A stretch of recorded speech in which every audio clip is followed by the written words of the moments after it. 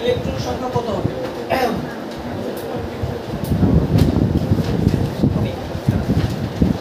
আমি কি বলছিলাম, দেখো আমরা বলছিলাম যে কোনো একটা উপশক্তি স্তরে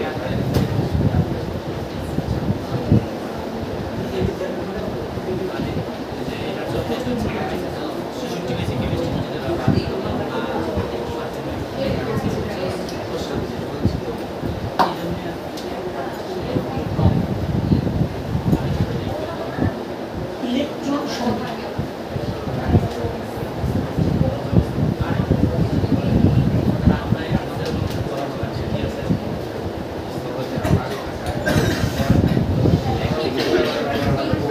দেখো কোনো একটা উপশক্তি স্তরে ইলেকট্রন সংখ্যা হচ্ছে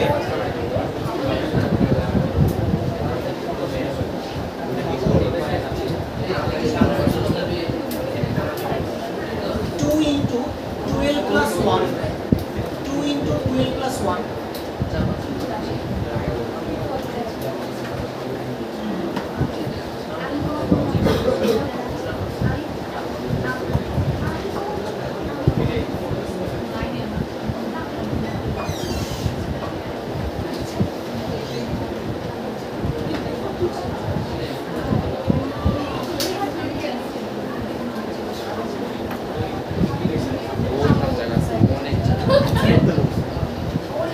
দেখো সবাই কোনো একটা উপশক্তি স্তরে ইলেকট্রন সংখ্যা নির্ণয়ের ফর্মুলা কি? 2 into 12 plus 1 যদি ইলেকট্রনের স্পিন কি হয়, প্লাস আপ এবং মাইনাস আপ।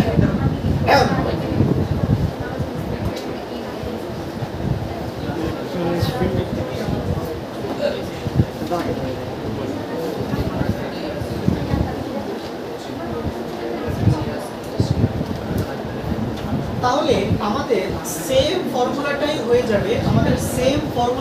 যাবে, 3 into 12 plus 1 যদি ইলেকট্রনের স্পিন কয়টা হয়?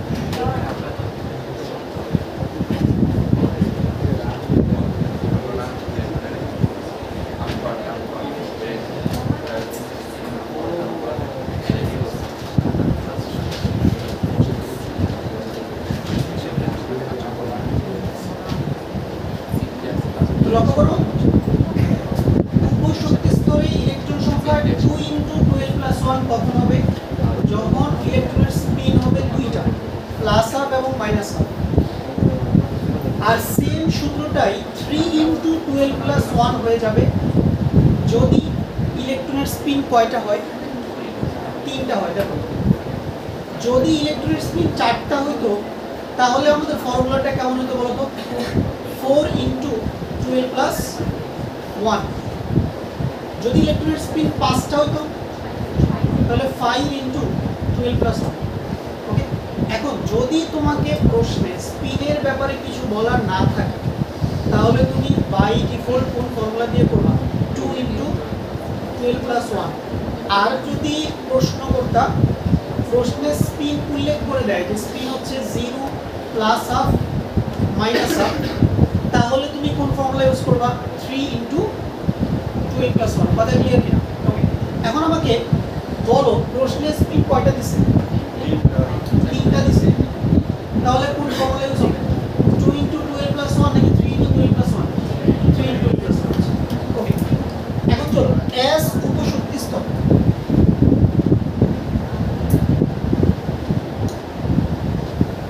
বলো S এর জন্য আমরা L সর্বদা কত বসাই? S এর জন্য আমরা L সর্বদা কত বসাই? 0 বসাই। ওকে, তাহলে আমাদের ইলেকট্রন সংখ্যা আসবে, ইলেকট্রন সংখ্যা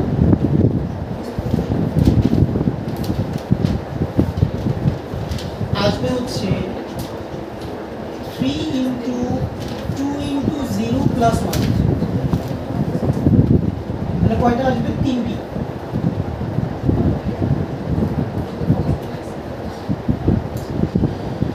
যদি আমরা P নিতাম,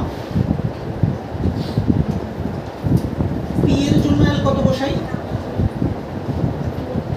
P এর জন্য আমরা L কত বসাই? 1। ওকে, তো সেক্ষেত্রে আমাদের ইলেকট্রন সংখ্যা কত আসবে 3 ইন্টু 2 ইন্টু 1 প্লাস 1, তাহলে আসবে 9টি।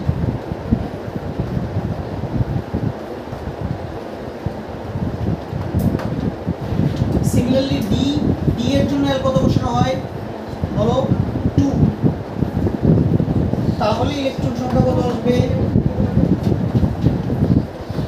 3 ইন্টু, এখানে আসবে 2 ইন্টু 2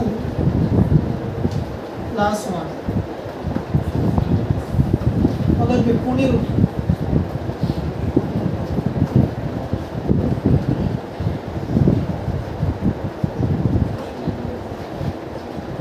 আর যদি ভাই এফ হয়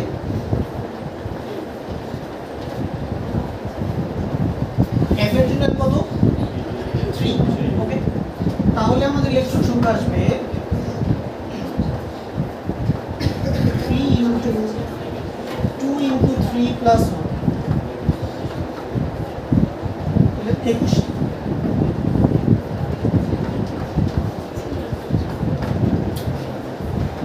তো সিমিলার ওয়েতে আমাদেরকে অন্য যে কোনো উপশক্তি স্তর দেওয়া হলে আমরা বের করতে পারবো না বলো, ওকে, জাস্ট তুমি কি মাথায় রাখবা, যদি প্রশ্নে স্পিনের ব্যাপারে কিছু উল্লেখ না থাকে তাহলে তুমি 2 ইন্টু 12 প্লাস 1 ফর্মুলা সর্বদা ব্যবহার করবে।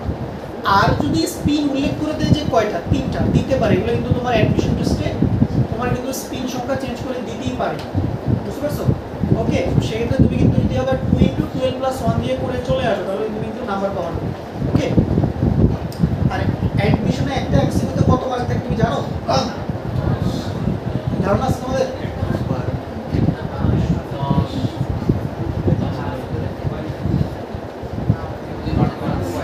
ধরো বুয়েটে রিটেনে এই প্রশ্নটাই আসলো, কত নাম্বার থাকবে 10,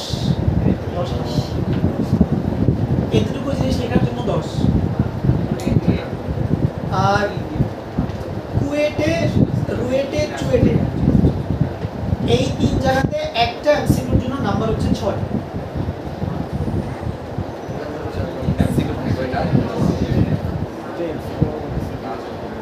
এমসিকিউ কয়টা থেকে হিসাবে পরে আসতেছি, প্রতিটা এমসিকিউর নাম্বার হচ্ছে 6, ভুল গেলে 25% কাট, 6ও যাবে, 6 এর 25% কত 1.5, 7.5 কাট, হইলে ছক্কা নিলে অক্কা, কথাটা বুঝতে পারছো? মাঠে মারা যাবে, একটা এমসিকিউ ভুল গেলে তুমি মাঠে মারা। এবার যারা তোমরা মেডিকেল টার্গেট যাদের, তোমার একটা সিঙ্গেল এমসিকিউ ভুলের জন্য তোমার মেরিট পজিশন 500 বিছাবে। ধরো মেডিকেলের যে পরীক্ষা হয়, হ্যাঁ, ধরো কাট মার্ক হচ্ছে, কথা মনোযোগ দিয়ে শোনো, কাট মার্ক হচ্ছে 69.75, মনে করো, মানে যে 69.75 যারা পাইছে তারা হচ্ছে লাস্ট চান্স পেয়েছে। ধরো তোমার নাম্বার হচ্ছে 69.5, তোমার কি করতে হচ্ছে, ঠিক আছে, কচু গাছে দড়ি দিলে তুমি মরবা না, কথাটা বুঝো নাই? ঠিক আছে, কলা গাছে শাস্তি হিসেবে তোমার 100 বার কলা গাছে তেল দেওয়া কলা গাছে ওঠানো উচিত, তাইলে তোমার একটু শাস্তি হয় আর কি, ঠিক আছে। এই কথাগুলো কেন বললাম, এই কথাগুলো কেন বলতেছি, কারণ তুমি ইন্টারমিডিয়েটের পরে বা অ্যাডমিশনে যাবা, কথাটা বুঝো, ইন্টারমিডিয়েট কিন্তু তোমার শেষ বক্তব্য না, এরপর তোমাকে অ্যাডমিশনে যেতে হবে, ঠিক আছে। তুমুল লড়াই, একটা সিঙ্গেল এমসিকিউ ভুলের জন্য তুমি তোমার চান্স পাওয়া না পাওয়া নির্ভর করবে, ঠিক আছে কিনা। তখন মন হবে যে ভাই আরেকটু যদি ভালো করে পড়তাম তাহলে আর এই দিন আমার দেখা লাগতো। এই জন্যই বলে এখন থেকে সিরিয়াস হয়ে, কথাটা বুঝো নাই, ওকে। সিরিয়াস মানে কোনো একটা পার্টিকুলার সাবজেক্টে সিরিয়াস না, each and every subject is important, কথাটা বুঝো নাই, কথাটা বুঝছো না। যেমন আমি আমার কথা বলি, আমি কিন্তু ফিজিক্স কোনো প্রাইভেট পড়ি ইন্টারমিডিয়েটে, তোমরা ফিজিক্স প্রাইভেট পড়ার জন্য পাগল, একজন পদার্থবিদ হবে এমন ভাব, ঠিক আছে, ওই ভেক্টরের নদী লঙ্কার অঙ্ক মিলে মনে হচ্ছে ও, ঠিক আছে। আমি এবার ওয়েট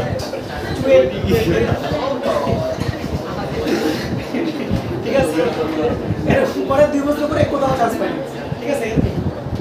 সব সাবজেক্ট ইম্পর্টেন্ট, আমি ফিজিক্স কোনো প্রাইভেট পড়ি না, আমি ফিজিক্সে একটু বেশি নাম্বার পেলাম, ঠিক আছে। চলো নেক্সট কোশ্চেন, এটা ইম্পর্টেন্ট ম্যাথ, চলো এটা করি।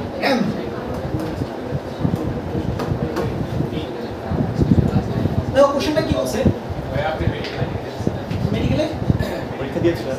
পরীক্ষা দিছিলাম, আমি মেডিকেলের প্রস্তুতি নিই, আমার হচ্ছে মেডিকেলে আসেনি, আমার ডেন্টালে আসছে, চট্টগ্রাম ডেন্টালে আসছে, পরে অবশ্য ইয়াতে আসতো, ওয়েটিং থেকে আসতো মেডিকেলে, তো আসতো কোথায়, ওই বান্দরবান রাঙামাটি মেডিকেল, কে পড়তে যাবে মেডিকেল। আমি শো অফের জন্য বলে দিচ্ছি, আপনি গেছি দেখি যে পরীক্ষা কেমন, ঠিক আছে, আমি জাস্ট পরীক্ষা। চলো এই কোশ্চেনটা কপি করেন, এটা আইআইটির কোশ্চেন, কথাটা বুঝছো?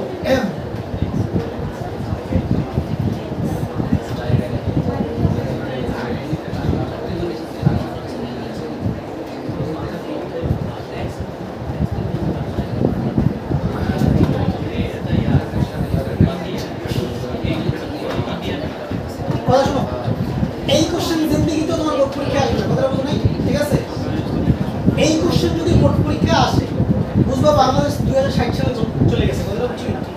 ওকে, তোমার বোর্ড পরীক্ষা যেগুলো আসবে ওগুলো তো বাচ্চাদের উপর। কি বলছে দেখো, n = 4, n = 4, একটা মড সাইন দিছে, দেখতে পাচ্ছ? মডুলাস অফ n = 1 আর স্পিনের মান কত দিছে? Minus half. কোয়ান্টাম সংখ্যা বিশিষ্ট ইলেকট্রন সংখ্যা কত হবে? আচ্ছা, তাহলে এই টাইপের প্রবলেমগুলো তুমি কিভাবে অ্যাপ্রোচ করবা? তুমি এই টাইপের প্রবলেম আসলে তুমি ডিটেইলস সবকিছু লেখো, আগে তুমি n l m গুলো লেখো আগে, তারপরে বাকিটা দেখা যাবে।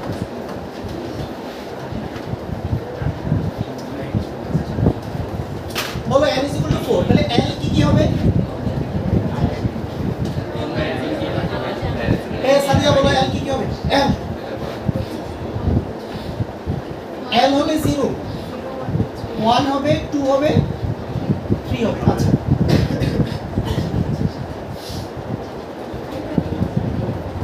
আচ্ছা l যদি 0 হয় তাহলে m কত হবে? 0 হবে। আচ্ছা, l যদি 1 হয় m কত হবে? -1, 0 + 1। l2 হলে m হবে -2, -1, 0 + 1 + 2।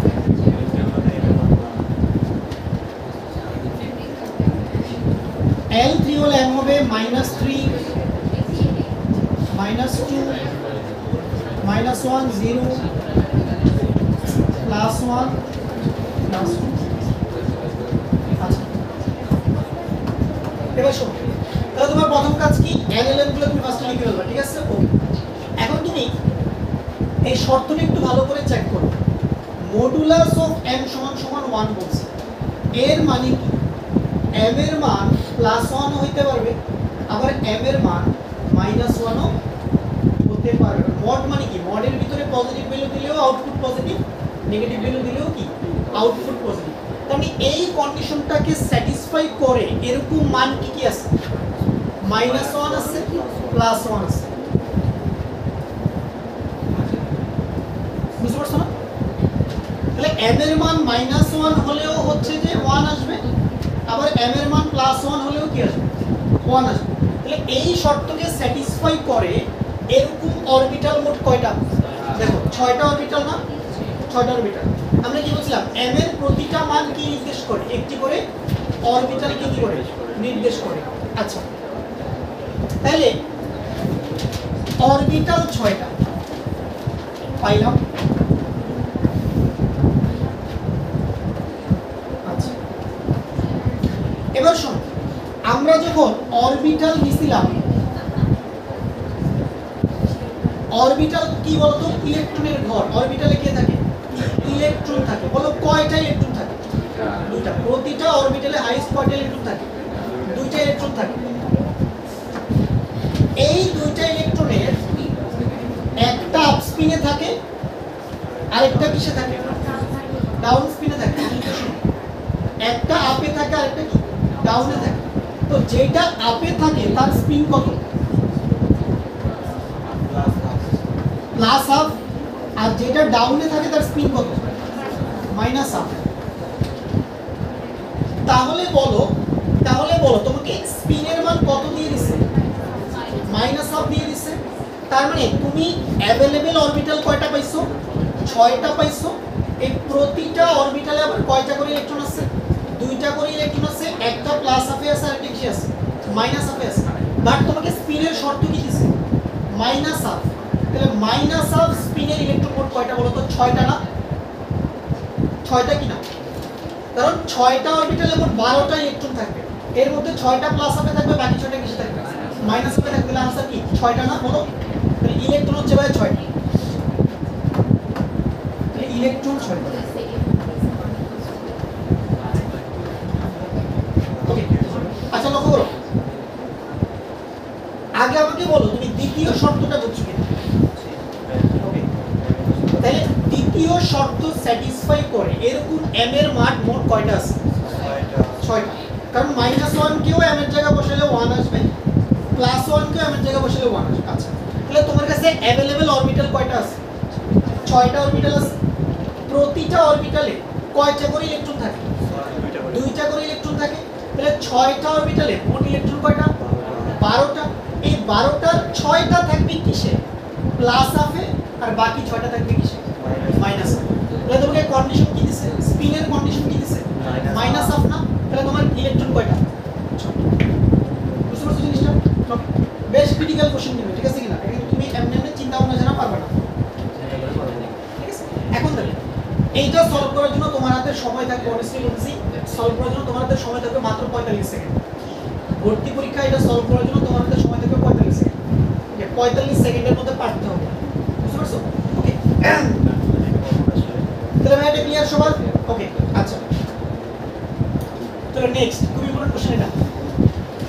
এগুলা তোমার এমসিকিউ তেও আসবে, এগুলা তোমার অনুধাবনেও আসবে।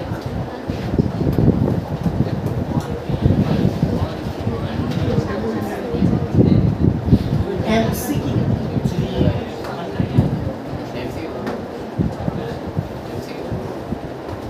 প্লাস অনুধাবন।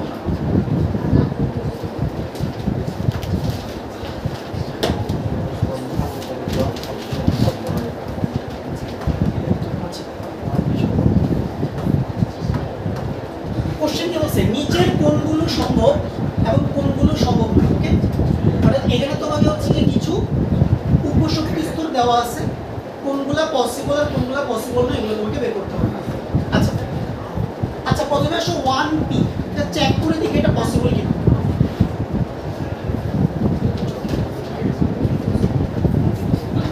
এবার মনোযোগ দাও। সবার আগে তুমি প্রথমে চেক করবা p এর বামের সংখ্যাটা কত। দেখো সবাই, p এর বামের সংখ্যা কত? 1। এর অর্থ হচ্ছে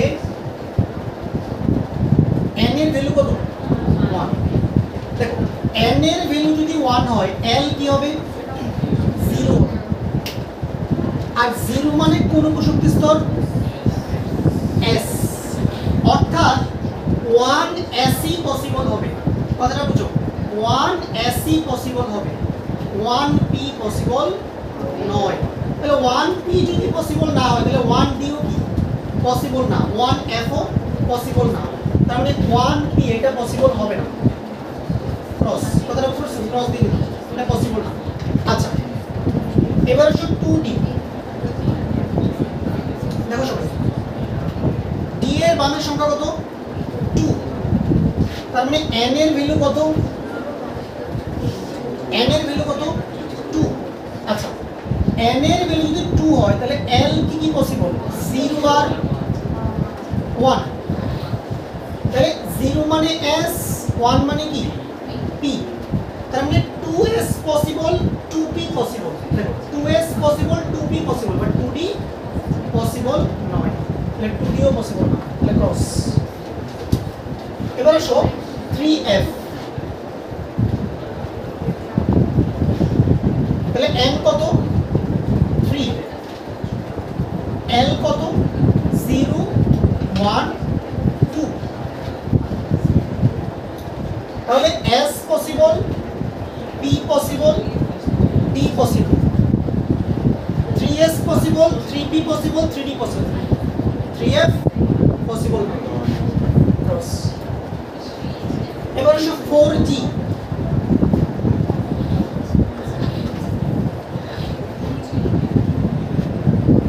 n কত 4, তাহলে l কত কত হবে 0 1 2 3, তাহলে s possible, p possible, d possible, f possible, কিন্তু g কি নয়, পসিবল, ঠিক আছে। তাহলে 4G ও কি পসিবল। তাহলে বুঝে গেলে কিভাবে বের করতে হয় এগুলা। প্রথমে তুমি n এর মানটা লিখবা, l এর মানগুলো লিখবা, লেখার পরে তুমি দেখবা s p কোনটাতে কি আসে, ওই অনুযায়ী তুমি আনসারটা করবে। তাহলে তোমরা নিজেরাই বলো আমাকে 4p পসিবল কিনা, বলো তো রাদিয়া, বলো 4p পসিবল কিনা, 4p পসিবল কিনা, বলো পসিবল। হ্যাঁ 4p পসিবল হবে, 4p হবে, ওকে আচ্ছা। তারপরে জিসান বলো 5f পসিবল কিনা, 5f পসিবল কিনা, ইয়েস 5f পসিবল, ওকে।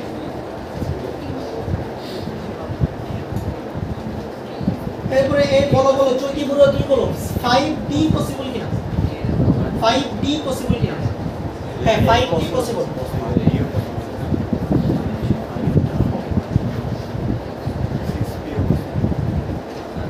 এবার শর্টলি বলো তুমি বলো 6p পসিবল কিনা,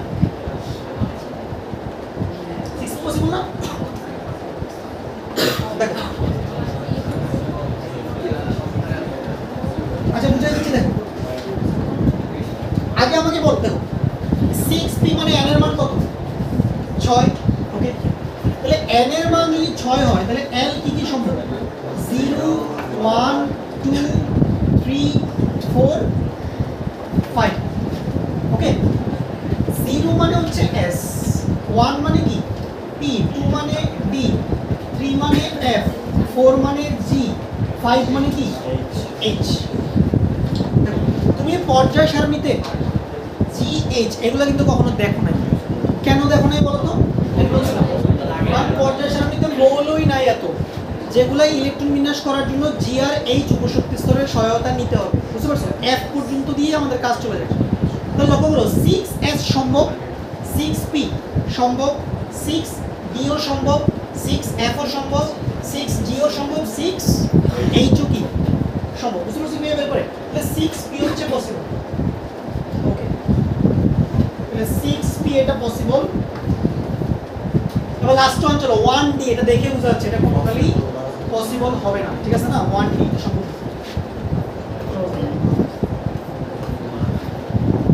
তাহলে বুঝা গেল এগুলো এমসিকিউতে আসবে, কিন্তু কিভাবে আসবে, নিচের কোনটি সম্ভব, ঠিক আছে।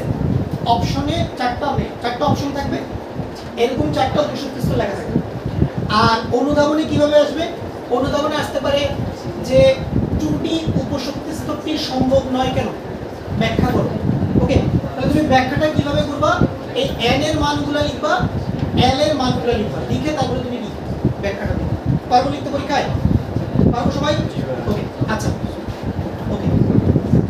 নেক্সট এখন আমরা খুব ইম্পর্টেন্ট একটা জিনিস করব, স্লাইডে নাই,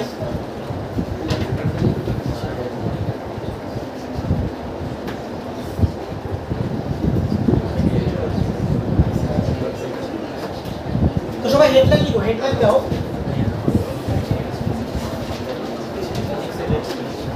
পরমাণুতে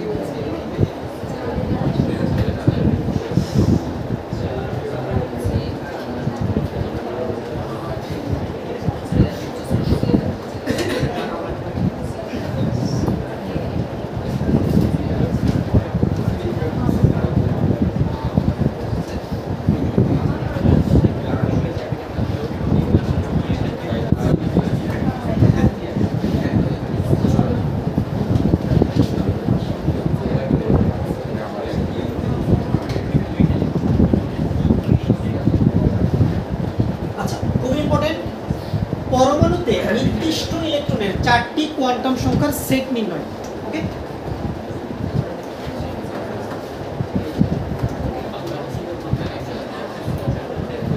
ধরো তোমাকে এরকম একটা কোশ্চেন দিল, সোডিয়াম পরমাণু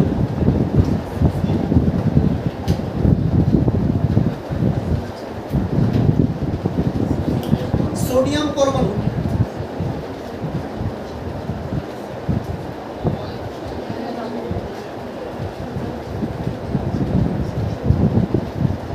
7th ইলেকট্রন, 7th মানে কি 7 নাম্বার ইলেকট্রন, কয় নাম্বার ইলেকট্রন 7 নাম্বার ইলেকট্রন, ইলেকট্রনের 4টি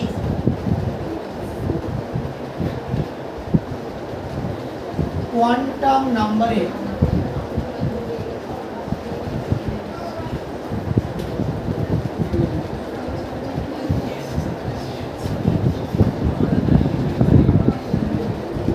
সেট লিখো।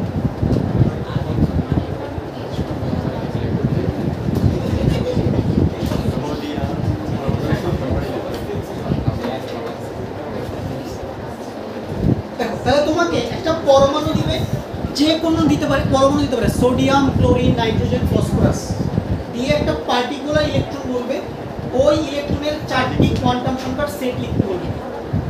ওকে, এখন এখানে সবচেয়ে চ্যালেঞ্জিং কাজ করছে 7 নাম্বার ইলেকট্রন কোনটা ওইটা আগে খুঁজে বের করো। চলো এটা কিভাবে খুঁজে বের করে দেখি। সবার প্রথমে তুমি ইলেকট্রন বিন্যাস লিখবা সোডিয়ামের। বলো সোডিয়ামের পারমাণবিক সংখ্যা কত? 11। 1s2 2s2 2p6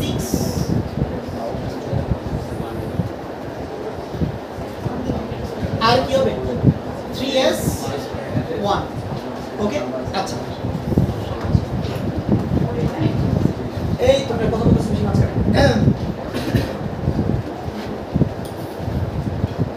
এবার কি করবে দেখো, তুমি s এর জন্য অলওয়েজ ঘর নিবা একটা, s এর জন্য অলওয়েজ কয়টা ঘর নিবা? একটা ঘর নিবা। ওকে, s এর জন্য এক ঘর নিবা।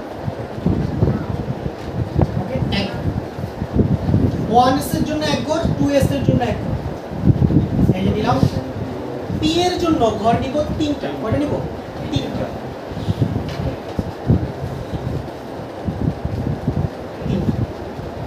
আবার 3s এর জন্য কয়টা ঘর নিব? দেখো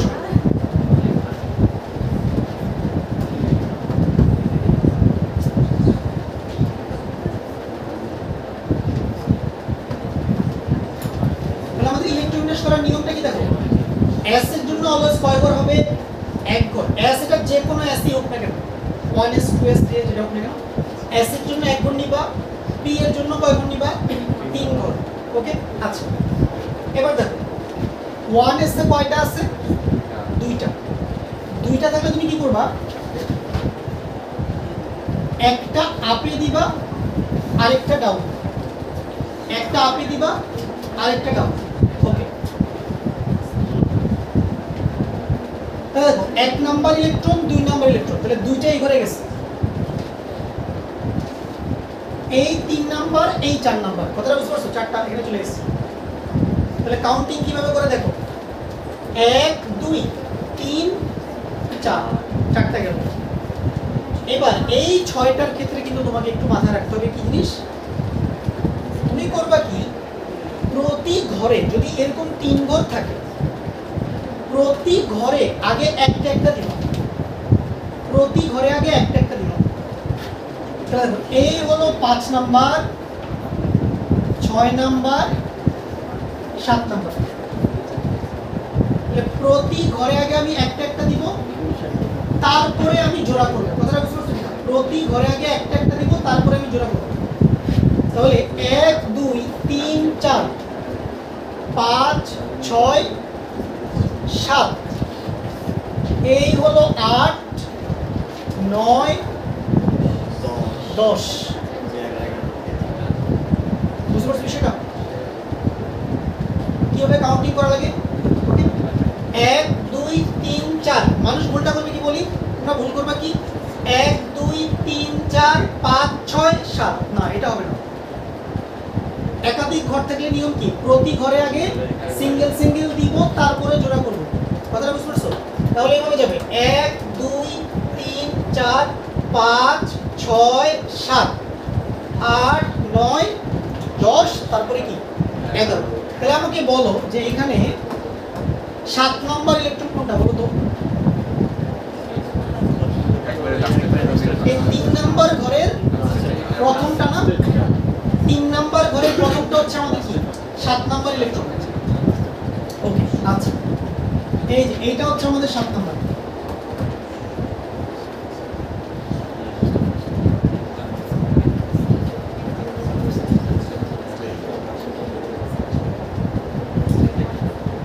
আগে 7 নাম্বার ইলেকট্রন বের করতে পারছি। ওকে, সবাই বুঝছি কিভাবে বের করে ইলেকট্রন নাম্বার।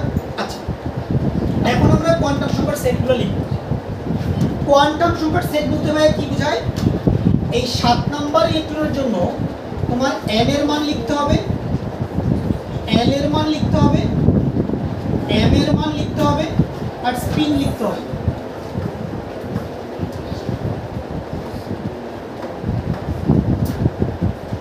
কোয়ান্টাম সংখ্যার সেট বলতে ভাই কি বোঝায়, n l m s, এই চারটা মান তোমাকে লিখতে হবে এই ইলেকট্রনটার জন্য।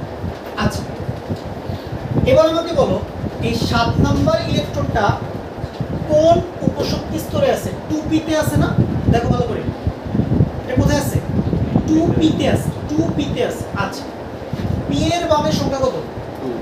2। তাহলে n এর মান কত হবে? তাহলে n পেয়ে।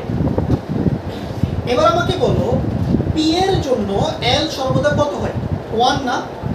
যেমন s এর জন্য l কত হয়? 0, p এর জন্য l কত হয়? 1, d এর জন্য l কত হয়? 2, f এর জন্য l কত হয়? 3। তাহলে ভাই চোখ বন্ধ করে আমরা l কত লিখতে পারি? 1 লিখতে পারি, বিকজ এটা p তে আছে। ওকে আচ্ছা, এবার m নিয়ে একটু কাহিনী হবে। তোমাদেরকে আমি বলছিলাম না, যদি l 1 হয় তাহলে m এর ভ্যালু কি কি পসিবল?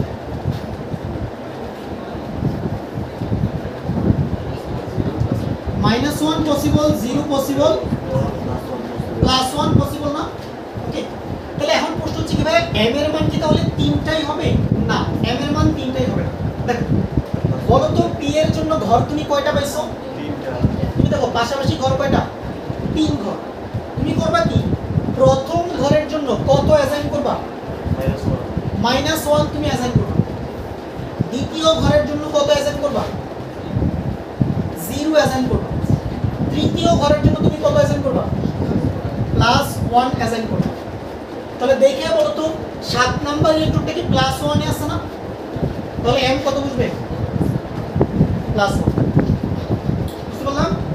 অনেকেই কি করে m এর সবগুলো মান বসায় দেয় না, একটা ইলেকট্রনের জন্য m এর কয়টা মান? একটা মানই বসায়। এবার বলো, এই রাদিয়া তুমি বলো, এই ইলেকট্রনটা আপ স্পিনে আছে নাকি ডাউন স্পিনে আছে? এটার কি অ্যারো চিহ্ন উপরের দিকে নাকি নিচের দিকে? উপরের দিকে। নিচে? উপরের দিকে। 7 নাম্বার? হ্যাঁ 7 নাম্বার। উপরের দিকে অ্যারো চিহ্ন। তাহলে আপ স্পিন হলে স্পিন কত হয়? Plus spin. তাহলে পেয়ে গেলাম, ঠিক আছে? তাহলে আমরা একটা পার্টিকুলার ইলেকট্রনের জন্য 4টা কোয়ান্টাম সংখ্যার মান আমরা পেয়ে গেলাম।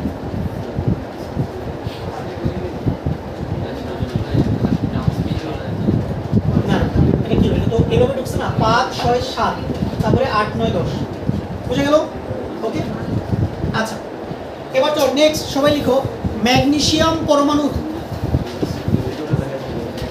আমরা খুব কুইকলি আর দুটো ম্যাথ প্র্যাকটিস করব, তাহলে ছুটি। লিখো ম্যাগনেসিয়াম পরমাণুর 12তম ইলেকট্রনের 4টি কোয়ান্টাম সংখ্যার সেট লিখো।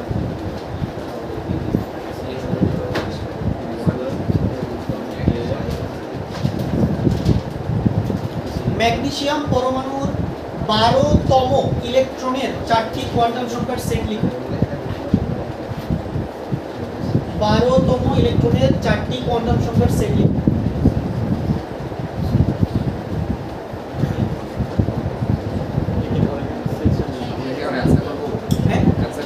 হ্যাঁ এটা তোমরা নিজেরা চেষ্টা করো, আমিও চেষ্টা করি, ঠিক আছে?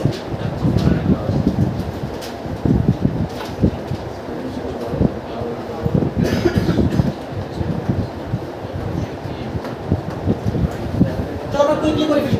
বলো ম্যাগনেসিয়ামের পারমাণবিক সংখ্যা কত? 12। তাহলে কি হবে 1s2 2s2 2p6।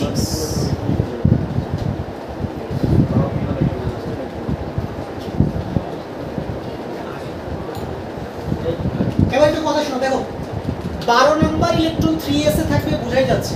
ওকে, তাহলে প্রথম যে তিনটার জন্য তোমার লেখার প্রয়োজন নেই, তুমি জাস্ট 3s টা নিয়ে কাজ করো।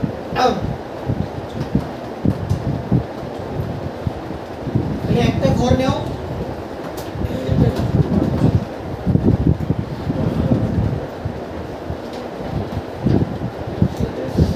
একটা করে কয়টা নিলাম ভাইয়া?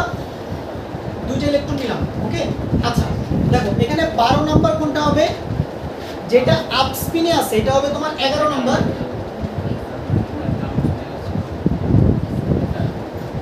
এটা হচ্ছে 11th ইলেকট্রন। আর যেটা ডাউন স্পিনে আছে এটা তোমার 12তম 12th ইলেকট্রন। n লাগবে, l লাগবে, m লাগবে, s লাগবে।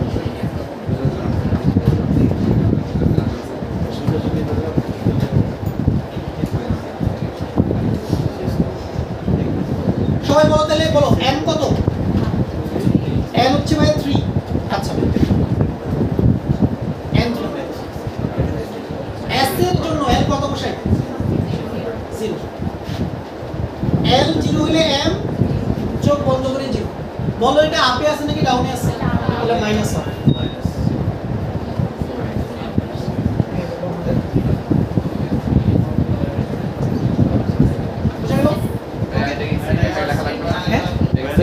থার্ড ব্র্যাকেটে লিখতে হবে মানে না না, আরে এটা কি ম্যাথের সেট পাইছো নাকি তুমি? থার্ড ব্র্যাকেট, হ্যাঁ তোমার কথা রাইট। অনেক সময় অপশনে সেকেন্ড ব্র্যাকেটের ভিতরে লেখা থাকে, আবার অনেক সময় অপশনে ফার্স্ট ব্র্যাকেটে লেখা থাকে, আবার অনেক সময় কোনো ব্র্যাকেটই থাকে না।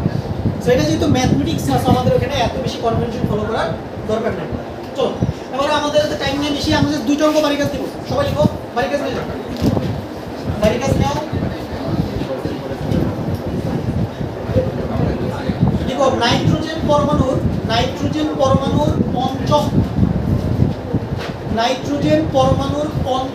এবং সপ্তম ইলেকট্রনের নাইট্রোজেন পরমাণুর পঞ্চম এবং সপ্তম ইলেকট্রনের 4টি কোয়ান্টাম সংখ্যার সেট লিখো।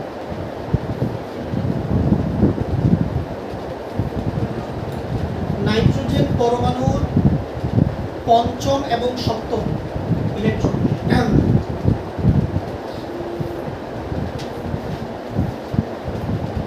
এরপর লিখো ক্রোমিয়াম পরমাণুর 24তম ইলেকট্রন। ক্রোমিয়াম পরমাণুর 24তম ইলেকট্রন। ক্রোমিয়াম পরমাণুর 24তম ইলেকট্রন